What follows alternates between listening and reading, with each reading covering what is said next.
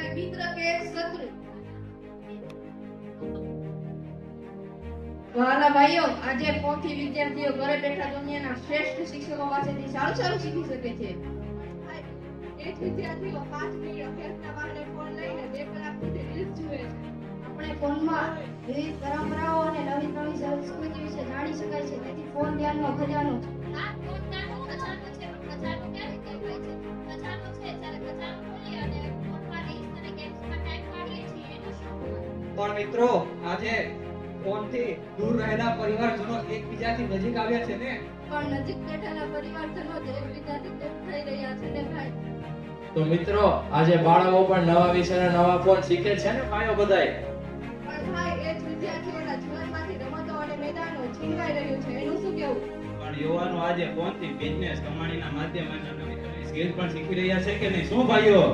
પણ યુવાનો અત્યારે આવડત અને ભવિષ્ય પાછળ નહીં, પરંતુ ફોલોઅર્સ વધારવાની દોડની પાછળ દોડી રહ્યા છે. અરે ભાઈઓ, સોશિયલ મીડિયા દ્વારા આવડતે દુનિયા સુધી પહોંચાડી શકાય છે. પણ એ જ સોશિયલ મીડિયા યુવાનોને તુલના અને તણાવમાં પણ ધકેલે છે ને. આપણે ફોનમાં હેલ્થ એપ્સ અને વિવિધ રોગોનો ઉપચાર પણ ઉપલબ્ધ છે. એ જ ફોનના કારણે માણસોની ઊંઘ, આંખ અને માનસિક સ્વાસ્થ્ય પર અસર થાય છે ભાઈ.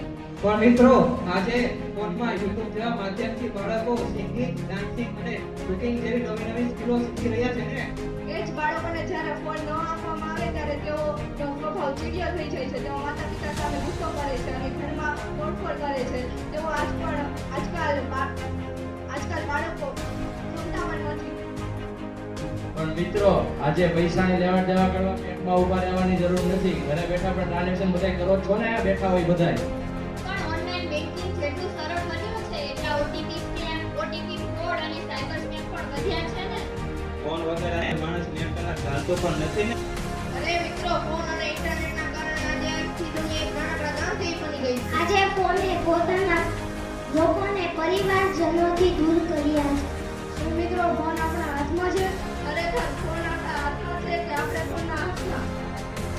પરંતુ મિત્રો, આજે ફોનમાં ઇન્ટરનેટના માધ્યમથી આપણે માહિતી ઝડપથી મેળવી શકાય છે ને.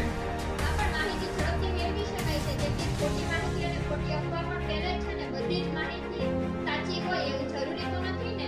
પણ મેપની મદદથી ચટાણ બધા રસ્તો શોધે છે ને જનરલી.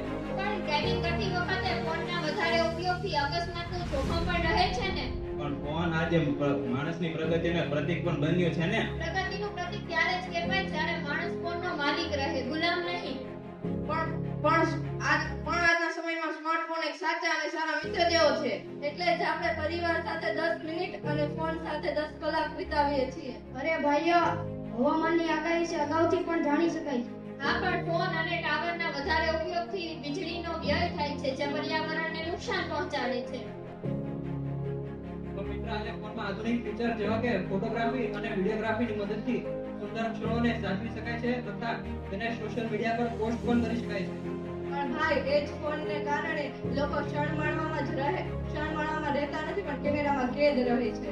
પણ મિત્રો, આજે હાથમાં રહેલો ફોન દુનિયાની સૌથી શક્તિશાળી સાધન કહેવાય છે કે નહીં? સાધન જો નિયંત્રણ બહાર જાય તો નુકસાનકારક અને જોખમકારક બંને છે. અત્યારના આધુનિક વાળા જમાનામાં ફોન એ માણસની કોઈ પણ મુશ્કેલીનો ઉપાય સરળતાથી મેળવી પણ શકે છે ને. બીજી બાજુ એ આવવાને કારણે માણસોની વિચારવાની ક્ષમતા ઘટી રહી છે અને આજકાલ નોકરીઓ પણ ઘણા લોકોની જાય છે.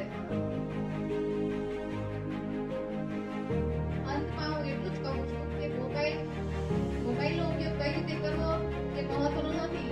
જાણે કે મોબાઈલનો ઉપયોગ સારી રીતે સમજદારીપૂર્વક કરશે તો મિત્ર બને છે, જો તેનો અતિરેક ઉપયોગ કરીએ તો તે દુશ્મન બની જાય છે. સ્માર્ટફોન સ્માર્ટ જ છે, પણ સ્માર્ટફોનનો ઉપયોગ કરનાર કેટલો સ્માર્ટ છે તે મહત્વનું છે. મોબાઈલ એક ધારદાર છરી જેવો છે. જેનાથી ફળ પણ કાપી શકાય અને ધારે તો કોઈ પણનો જીવ લઈ શકે છે. જરૂર છે માત્ર એક સેલ્ફ કંટ્રોલની. Thank you.